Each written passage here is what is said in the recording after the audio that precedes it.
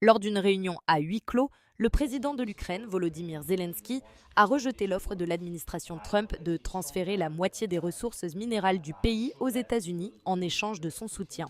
Le New York Times cite 5 personnes qui, selon le célèbre journal, étaient informées de la proposition ou avaient une connaissance directe des discussions. L'accord inhabituel aurait garanti aux États-Unis un intérêt de 50% dans toutes les ressources minérales de l'Ukraine, y compris le graphite, le lithium et l'uranium, selon 2 responsables européens. Cependant, il n'est pas clair si cela était destiné uniquement à compenser le soutien américain précédent dans les efforts de Kiev pour résister à l'agression russe, ou si cela viendrait en échange d'une aide militaire et financière future. Dimanche, le conseiller à la sécurité nationale des États-Unis, Mike Waltz, a indiqué qu'au moins en partie, cela était lié au soutien offert dans le passé. Le peuple américain mérite d'avoir une sorte de compensation pour les milliards qu'il a investis dans cette guerre, a-t-il déclaré. Je pense que ce serait un mouvement sage de la part de Zelensky d'entrer dans cet accord avec les États-Unis, a-t-il ajouté.